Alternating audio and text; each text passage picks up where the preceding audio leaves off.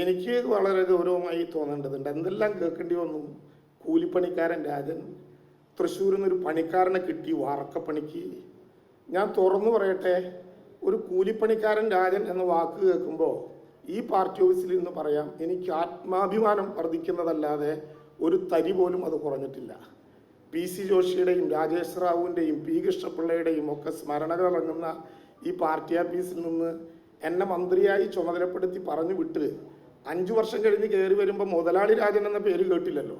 കൂലിപ്പണിക്കാരൻ രാജൻ എന്ന് പറയുന്നതിൽ ആത്മാഭിമാനമുള്ളയാളാണ് ഞാൻ എന്ന് ആവർത്തിച്ച് വികാരപരമായി തന്നെ പറയണം എന്നാണ് എനിക്കിഷ്ടം.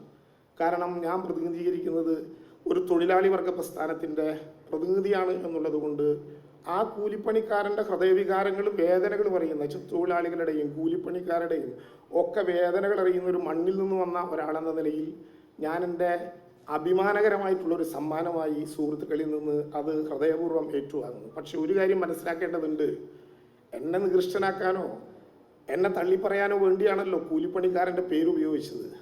അപ്പോൾ കൂലിപ്പണിക്കാരനെ കുറിച്ച് പറയുന്നവൻ്റെ സങ്കല്പം എന്തായിരിക്കും? ഓരോരുത്തരുടെയും സംസ്കാരത്തിനും ഓരോരുത്തരുടെയും ഇഷ്ടത്തിനും ചേർന്ന വിധത്തിൽ അങ്ങനെ പറയുന്നതിൽ ഒരു പ്രശ്നവും എനിക്കില്ല. വളരെ അഭിമാനത്തോടെ ഞാനത് ഏറ്റെടുത്തതായി സവിനയം നിങ്ങളെ അറിയിക്കാൻ വേണ്ടി ആഗ്രഹിക്കുകയാണ്. ഇങ്ങനെ സൈബർ ഇടത്തിൽ ആക്രമണം പാടുന്നു.